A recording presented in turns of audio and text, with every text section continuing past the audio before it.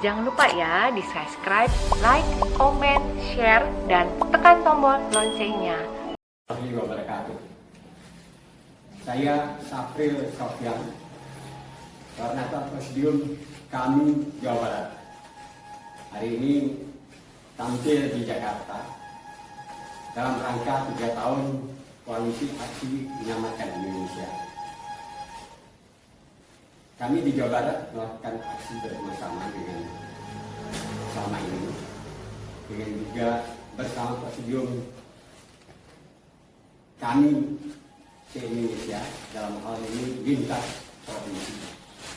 Dan itu kami juga mengucapkan atau saya mengucapkan terima kasih atas kesempatan yang diberikan oleh kami nasional pada hari ini di dalam orasi kebangsaan atau pekan orasi kebangsaan. Saya tidak memilih untuk berpantun, tidak juga stand up komedi, tapi saya ingin menyampaikan sesuatu. Mudah-mudahan penyampaian ini bisa diterima oleh masyarakat Indonesia secara keseluruhan.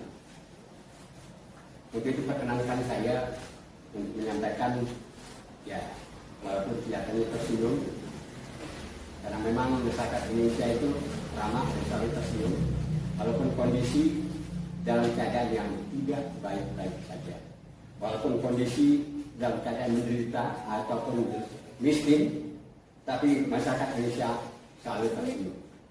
Bukan berarti menerima dengan keadaan begini, tapi memang harus berjuang untuk menyelamatkan Indonesia.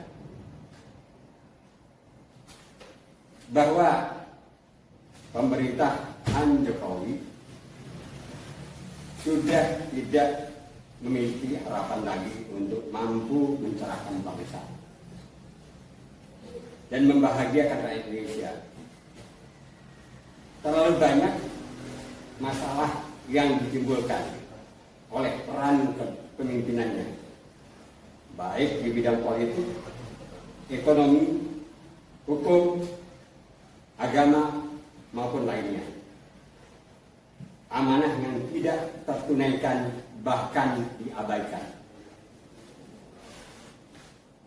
Terjadi masifnya KKN, korupsi, dan nepotisme sebagai akibat adanya pembiaran. Pembiaran oleh siapa? Pembiaran oleh rejim Jokowi, oleh Presiden Jokowi dan para pejabat korup, dinilai melanggar sumpah. Korupsi melalui suap, markup, titipan anggaran pada APBN, pemanfaatan pandemi maupun kebocoran bantuan sosial dan proyek bencana menjadi fenomena. Dalam hal ini pejabat negara yang berbisnis, saya ulangi, pejabat negara yang berbisnis, baik itu di kalangan istana, telah membuka ruang kolusi, membawa anak istri dan keluarga ikut berkuasa, ikut menikmati kebijakan yang dijual untuk memperkaya diri. Inilah nepotisme yang telah dianggap biasa pada zaman ini. Saudara, hukum telah banyak yang disulap menjadi kepanjangan di tangan politik yang lebih jauh berkhidmat untuk kepentingan kekuasaan. Negara hukum telah bergeser menjadi negara kekuasaan. Perpu diterbitkan tanpa ada kepentingan yang memaksa, dan Kepres memanipulasi undang-undang. Lembaga yudikatif, lembaga legislatif, ya, termasuk peradilan kadang ikut dimainkan.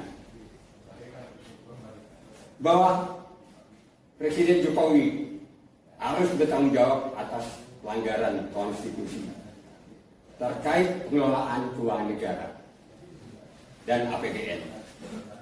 Antara lain penetapan APBN melalui peraturan Presiden Perpres secara sepihak tanpa melibatkan DPR yang secara nyata terkait pengelolaan keuangan negara dan APBN. Antara lain penetapan APBN melalui peraturan Presiden Perpres secara sepihak tanpa melibatkan DPR yang secara nyata melanggar pasal 23 Undang-Undang Dasar 45 yang mewajibkan APBN ditetapkan dengan undang-undang setelah mendapat persetujuan DPR. Penetapan APBN secara sepihak oleh Presiden melalui Kepres terbukti merugikan keuangan negara serta membuat rakyat bertambah miskin, sedangkan di lain sisi para oligarki semakin kaya. Para pendengar dan masyarakat keseluruhan, utang demikian luar biasa, meningkat tapi tidak membawa kesejahteraan. Kemiskinan semakin merajalela, dan yang kaya tetap saja oligarki yang dekat kepada kekuasaan. Dan selanjutnya kita juga mendengar suatu hal yang sangat miris, yaitu adanya penjajahan gaya baru. Kalau Rocky Gerung menyatakan ada bajingan tolol, saya ingin menambahkan adanya pengkhianatan. Dengan adanya kemudahan-kemudahan yang diberikan kepada ibu kota negara yang baru, 30 tahun bebas pajak, luar biasa. Di mana investasi 30 tahun itu sudah mendapatkan keuntungan yang luar biasa dari baik itu dengan real estate maupun infrastruktur yang mereka dirikan. Lalu 160 tahun AGB dan AGU diserahkan kepada negara asing atau kepada rakyat asing. Bahkan juga perencanaan kotanya diberikan kepada rakyat atau Republik Rakyat Cina. Ini adalah penjajahan gaya baru. Dan ini terjadi. Jadi bukan lagi diduga, tapi ini adalah pengkhianatan. Untuk itu Jokowi sebenarnya harus bertanggung jawab ya, atas masalah dalam hal memberikan sesuatu kepada yang bukan rakyat Indonesia dan bukan negara Indonesia. Dan menurut saya sejak tahun 2014, sejak rejim Jokowi memerintah, gejala untuk memberikan kekuasaan ataupun kedaulatan kepada negara lain itu sudah kelihatan.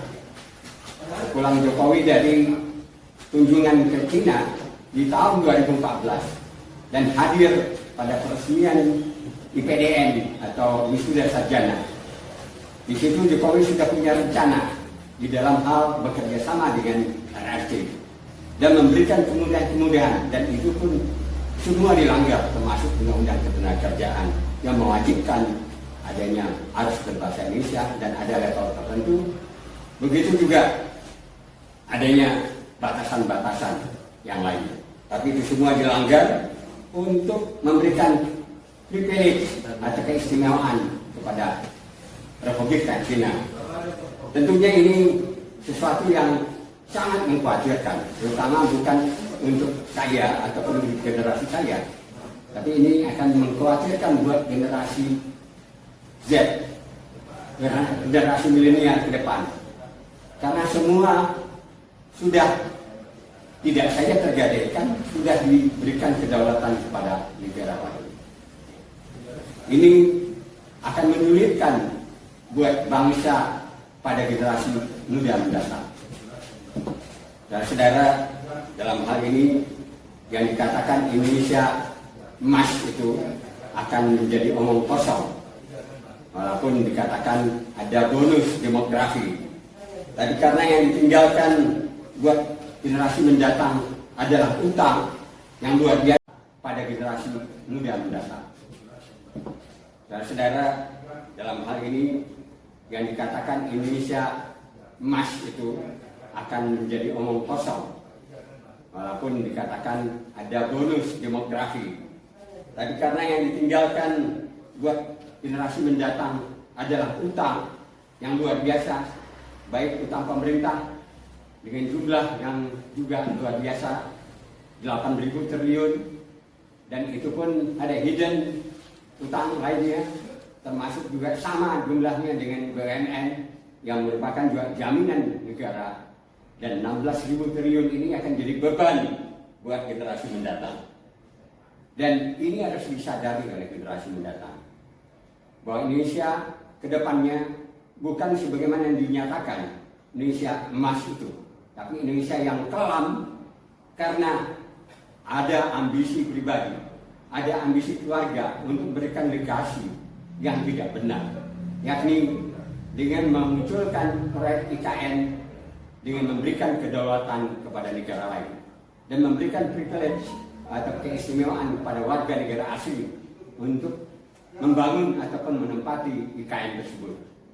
Ini harus merupakan sesuatu yang harus diberikan catatan oleh masyarakat Indonesia.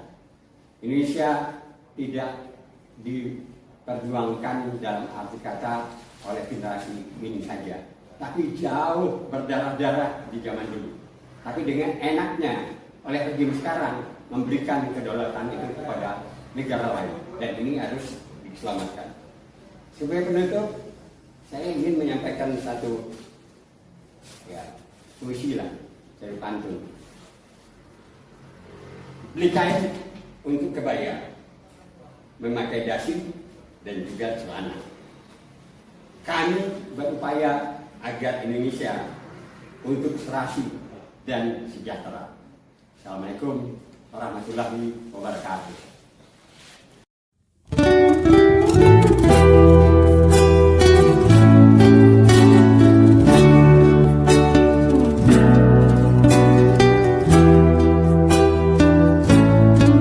Jangan lupa ya di subscribe, like, comment, share, dan tekan tombol loncengnya.